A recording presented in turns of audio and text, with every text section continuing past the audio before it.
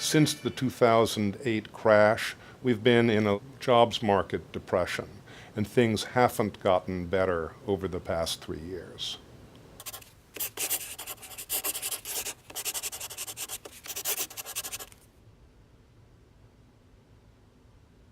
We have a real work crisis in the United States today. We don't recognize how dismal the job market, the labor market is, because we use a bad measure, the unemployment rate, which disguises how bad the situation really is for Americans. If you look at the unemployment rate today, it'll tell you that we're more or less where we were in the 80s, or at times in the 90s, or in the 70s, but that's because it's just looking at the number of people who are out of work who are looking for work. It doesn't tell you anything about the number of people who've checked out of the labor force altogether.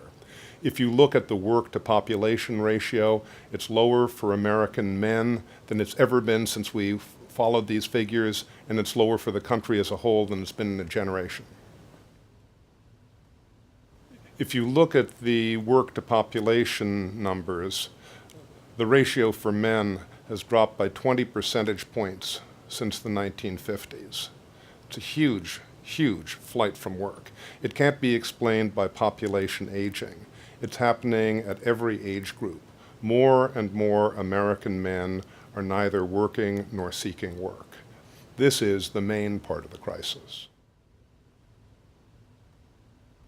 Political leaders in Washington have been way too complacent about the jobs crisis. It's a real crisis for our country. Our long-term social health, our political health, and our economic health will depend on getting Americans back to work. I mean, really getting Americans back to work.